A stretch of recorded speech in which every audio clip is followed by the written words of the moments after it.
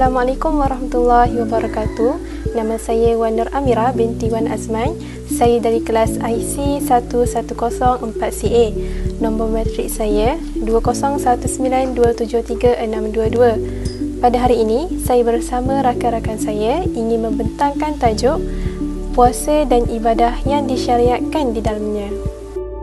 Seterusnya, saya Nur Hidayah binti Muhammad Tarmizi dari kelas IC 1104CB. Saya Farah Dahlia binti Mustafa Kamal dari IC 1104CB. Nombor matrik saya 2019686632. Sebagai pengenalan, umat Islam telah menerima satu pensyariatan daripada Allah SWT bagi menyempurnakan salah satu kewajipan yang telah ditetapkan dalam rukun Islam, iaitu berpuasa di bulan Ramadan. Namun, ia juga merupakan satu ibadah oleh umat Islam kepada Allah SWT dengan melaksanakan segala amalan yang dituntut ketika berpuasa serta meninggalkan segala perkara yang menyebabkan puasa seseorang itu terbatal. Maksud puasa dari segi bahasa berasal dari perkataan Arab iaitu saum, dalam erti kata lain iaitu menahan diri dari sesuatu sama ada dari segi percakapan atau makanan serta perbuatan mazmumah. Manakala dari segi istilah pula iaitu menahan diri daripada segala perkara yang membatalkan puasa dari terbitnya fajar sehingga terbenam matahari.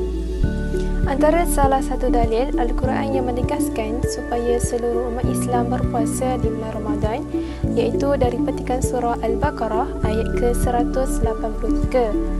Maksudnya, wahai orang-orang yang beriman, diwajibkan atas kamu berpuasa sebagaimana diwajibkan atas orang-orang sebelum kamu agar kamu bertakwa.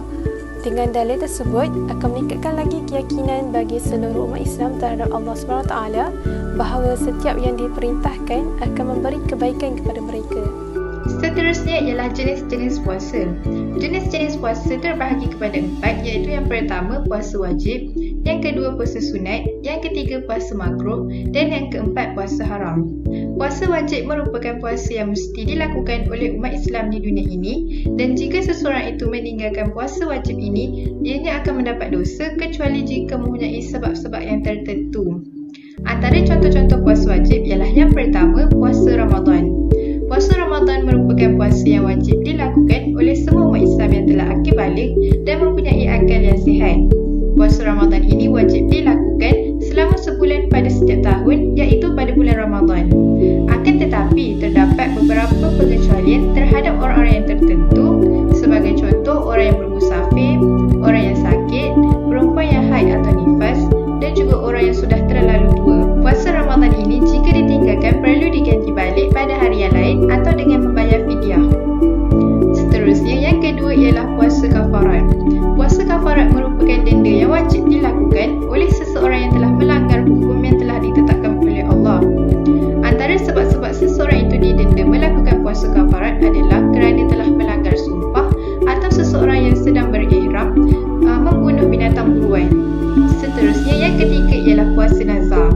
Puasa nazar wajib dilakukan apabila seseorang itu telah berjanji untuk berpuasa. Sebagai contoh, Ali telah bernazar untuk berpuasa selama 3 hari sekiranya beliau sembuh daripada penyakitnya.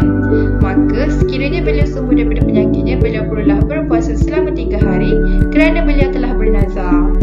Seterusnya, yang kedua ialah puasa sunat. Puasa sunat merupakan puasa yang digalakkan untuk umat Islam melakukannya. Bagi sesiapa yang melakukan puasa sunat ini akan mendapat pahala, manakala bagi sesiapa yang tidak melakukan puasa sunat tidak mendapat dosa. Antara contoh-contoh puasa sunat ialah yang pertama, puasa 3 hari pada setiap bulan mengikut bulan Islam. Puasa 3 hari ini dilakukan pada pertengahan bulan, iaitu pada 13, 14 dan 15 mengikut bulan Hijriah. Hal ini berdasarkan hadis daripada Abu Zar.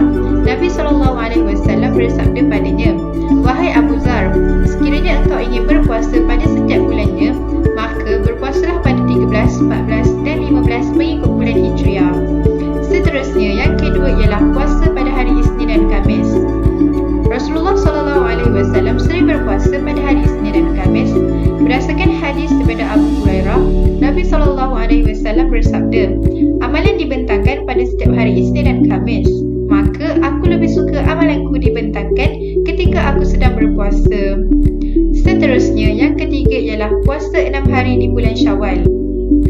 puasa 6 hari di bulan Syawal boleh dilakukan secara berturut-turut atau secara terpisah. Antara kelebihan melakukan puasa 6 hari di bulan Syawal ini ialah pahalanya bersamaan dengan pahala berpuasa sepanjang tahun. Seterusnya, yang keempat ialah puasa hari Arafah. Puasa hari Arafah merupakan puasa pada 9 Zulhijjah bagi orang yang tidak melaksanakan ibadah haji. Seterusnya, yang kelima ialah puasa hari Ashura. Puasa hari Ashura merupakan puasa pada 10 Muharram, dan yang terakhir ialah puasa pada bulan Sya'ban. Rasulullah SAW selalu berpuasa pada bulan Sya'ban. Berdasarkan hadis daripada Aisyah radhiyallahu anha, beliau berkata, baginda biasanya berpuasa sehingga kami katakan bahawa baginda tidak akan berbuka, dan baginda apabila berbuka sehingga kami katakan bahawa baginda akan terus berbuka. Dan aku tidak melihat baginda menyempurnakan puasanya sebulan penuh melainkan pada bulan Ramadan. Dan aku juga tidak pernah melihat baginda berpuasa sunat dalam sebulan yang lebih banyak melainkan ketika baginda berpuasa pada bulan Sya'ban. Seterusnya, yang ketiga ialah puasa makruh. Puasa makruh merupakan puasa yang lebih baik ditinggalkan daripada dikerjakan. Antara contoh-contoh puasa makruh ialah yang pertama, puasa pada hari Jumaat sahaja. Sekiranya seseorang itu ingin berpuasa pada hari Jumaat, maka beliau perlulah berpuasa terlebih dahulu sehari sebelum, iaitu pada hari Khamis, atau sehari selepas, iaitu pada hari Sabtu. Nabi SAW bersabda, janganlah seseorang daripada kamu berpuasa sunat semata-mata pada hari Jumaat, melainkan berpuasa sebelumnya atau sehari selepasnya. Seterusnya, yang kedua ialah berpuasa pada hari Sabtu sahaja. Sekiranya seseorang itu ingin berpuasa pada hari Sabtu, maka beliau perlulah berpuasa terlebih dahulu sehari sebelum atau sehari selepas. Hal ini untuk mengelakkan persamaan amalan yang dilakukan oleh kaum-kaum yang lain. Sebagai contoh, hari Sabtu merupakan hari yang diagungkan oleh kaum Yahudi. Oleh itu, umat Islam tidak digalakkan untuk berpuasa pada hari Sabtu semata-mata. Nabi SAW bersabda, janganlah kamu berpuasa pada hari Sabtu selain puasa yang Allah wajibkan kepadamu.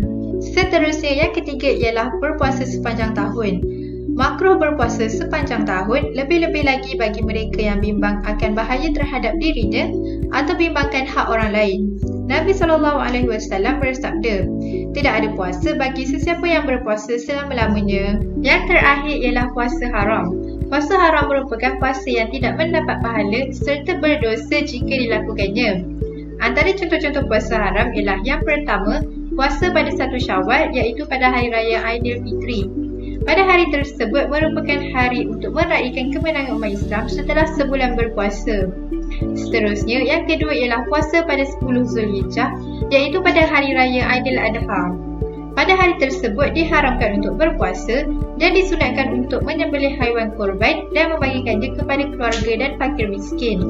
Dan yang terakhir ialah puasa hari-hari tasyrik. Puasa hari-hari tasyrik ialah pada 11, 12 dan 13 Zulhijjah. Nabi SAW bersabda, hari-hari Mina merupakan hari makan, minum dan juga hari mengingati Allah SWT. Rukun adalah merupakan corak satu perlakuan untuk dipenuhi oleh perbuatan seseorang, dan jika rukun tidak dapat dilengkapkan, maka sesuatu perkara yang dilaksanakan tidak akan menjadi sah dari segi hukum syarak.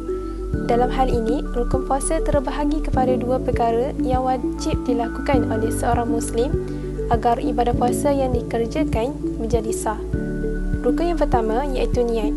Niat berpuasa seharusnya dilakukan pada malam hari sebelum terbitnya fajar. Manakala rukun yang kedua pula menahan diri daripada melakukan perkara yang boleh membatalkan puasa. Sekiranya seseorang itu telah berniat, maka telah terikat untuknya daripada melakukan perkara yang boleh membatalkan puasa. Syarat puasa terbahagi kepada dua bahagian, iaitu syarat wajib dan syarat sah. Bagi syarat wajib, berpuasa terdiri daripada 3 perkara, iaitu yang pertama, beragama Islam, yang kedua, berakal dan balik, dan yang ketiga, tidak mempunyai keuzuran bagi seseorang Muslim untuk berpuasa atau mengharuskannya berbuka. Perkara seperti keuzuran yang dapat menghalang seorang itu daripada berpuasa adalah seperti telah didatangi haid atau nifas di siang hari dan mengalami pengsan atau menjadi gila di siang hari. bagi perkara keuzuran yang mengharuskan seseorang itu berbuka adalah seperti sakit yang memudaratkan, musafir yang tidak kurang dari 83 km dengan syarat yang dibenarkan, dan juga kepada seseorang yang tidak mampu berpuasa kerana terlalu tua atau menghadapi penyakit yang tiada harapan sembuh. Manakala bagi syarat sah pula terdiri daripada 3 perkara, iaitu beragama Islam, berakal dan tidak mempunyai keuzuran. Saya ingin membentangkan tentang perkara yang boleh membatalkan puasa seseorang Muslim. Puasa akan terbatal jika kita melakukan sesuatu perkara yang boleh membatalkannya untuk tempoh masa dari selepas fajar sehingga terbenamnya matahari. Hal ini kerana kita perlu menahan diri kita dari segala perkara yang membatalkan puasa tersebut agar puasa kita sah. Antara perkara yang membatalkan puasa ialah makan dan minum sesuatu. Ketika berpuasa, kita tidak dibenarkan memakan atau meminum sesuatu. Namun, jika ia dilakukan secara tidak sengaja, maka puasanya tidak terbatal dan wajib baginya untuk meneruskan puasanya.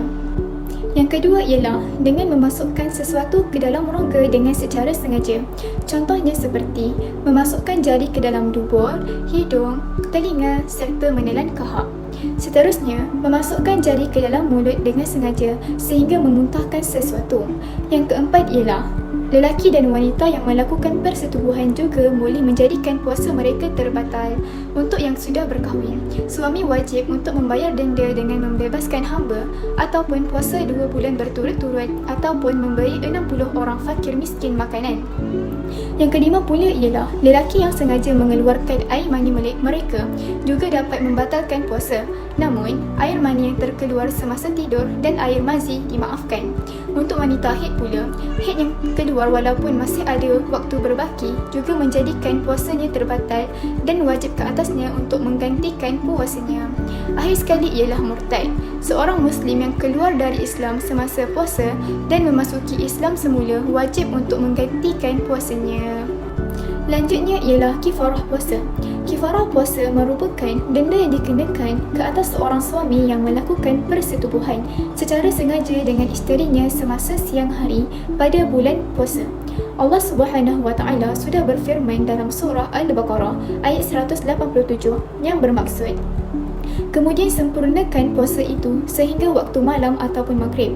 Dan janganlah kamu setubuhi isteri kamu ketika sedang beriktikaf di masjid. Itulah batas larangan Allah. Janganlah kamu menghampirinya. Demikian Allah Subhanahu wa Ta'ala menerangkan ayat-ayat hukumnya kepada sekalian manusia supaya mereka bertakwa. Ayat tersebut telah menjelaskan bahawa Allah Subhanahu wa Ta'ala telah menegah persetubuhan antara suami dan isteri semasa berpuasa. Jika melakukannya juga, suami perlu menunaikan kifarah yang telah ditetapkan untuknya, iaitu membebaskan seorang hamba atau berpuasa 2 bulan berturut-turut atau memberi makan kepada 60 orang fakir miskin. Seterusnya ialah puasa qada. Puasa qada bermaksud puasa yang ditinggalkan oleh seseorang Muslim yang mana wajib ke atasnya untuk menggantikan puasa tersebut. Antara perbuatan yang diberikan rukhsah oleh Allah Subhanahu wa Ta'ala untuk seseorang Muslim ialah wanita yang didatangi haid dan nifas. Mereka diwajibkan untuk mengqadakkan puasanya ataupun membayar fidyah ataupun kedua-duanya sekali. Yang kedua ialah orang yang bermusafir, iaitu orang yang berada dalam perjalanan jauh yang mana wajib ke atasnya untuk mengqadakkan puasanya selepas bulan Ramadan. Yang terakhir sekali ialah wanita hamil ataupun masih menyusukan anak. Mereka hendaklah mengqadakkan puasanya dan jika mereka tidak mampu, mereka hendaklah membayar fidyah. Setelah itu, terdapat 2 keadaan untuk orang yang sudah meninggal dunia tapi masih belum sempat mengqadakkan puasanya. Yang pertama ialah orang yang uzur dan tidak sempat untuk menggantikan puasa. Ahli keluarganya hendaklah mengqadakkan puasa ataupun membayar fidyah untuk si mati tersebut. Yang kedua ialah orang yang sengaja atau tidak sempat mengqadakkan puasanya sehingga mati. Terdapat 2 pendapat dari qaul qadim dan qaul jadid Imam Syafi'i berkenaan puasa qada mereka. Yang pertama ialah pendapat qaul qadim adalah nama si mati tersebut akan dikeluarkan dari harta peninggalannya dan wali tidak boleh menggantikan puasa untuknya. Pendapat yang kedua ialah daripada qaul jadid, iaitu wali boleh mengqadakkan puasa untuk si mati, tetapi tidak boleh membayar fidyah untuknya. Seterusnya ialah perkara yang diharamkan ketika berpuasa yang boleh menyebabkan puasa seseorang tersebut rosak ataupun sia-sia. Antaranya ialah melakukan maksiat melalui lidah, iaitu seperti mengumpat, berbohong, memungkiri janji, mengejek orang dan mendoakan perkara yang buruk buat seseorang. Yang kedua ialah maksiat melalui mata, iaitu dengan melihat perkara yang dilarang dalam Islam seperti aurat seseorang. Yang ketiga ialah maksiat melalui tangan seperti mencuri, memukul orang dan merosakkan harta benda ataupun disebut sebagai vandalism. Yang keempat ialah maksiat melalui kaki, iaitu seperti menjejakkan kaki ke tempat yang sia-sia seperti tempat hiburan. Yang kelima, maksiat melalui telinga seperti curi-curi dengar perbualan orang, mendengarkan tentang keburukan orang dan mendengar lagu-lagu yang lawa. Yang keenam ialah membuka aurat dan ditayangkan kepada khalayak ramai. Yang ketujuh pula ialah meninggalkan solat fardu kerana ia merupakan perkara wajib bagi seseorang Muslim untuk menunaikannya bahkan di bulan-bulan lain selain bulan Ramadan. Dan yang terakhir sekali ialah berhias secara berlebih-lebihan bagi seorang perempuan seperti berhias agar dapat memperlihatkan kecantikannya kepada ajnabi, yang mana ia boleh mengundang nafsu seseorang ajnabi tersebut. Seterusnya ialah ibadah atau sunat-sunat puasa. Antara contoh-contoh ibadah atau sunat-sunat puasa ialah yang pertama, membaca Al-Quran. Al-Quran merupakan kalam Allah yang bermukjizat, diturunkan kepada Nabi Muhammad SAW melalui malaikat Jibril secara mutawatir dalam bahasa Arab, dan membacanya adalah ibadah. Allah SWT menjanjikan 10 kali ganda pahala bagi setiap kebaikan kepada orang yang membaca Al-Quran di bulan biasa. Maka pada bulan Ramadan, balasan bagi setiap kebaikan itu akan berlipat kali ganda berbanding bulan biasa.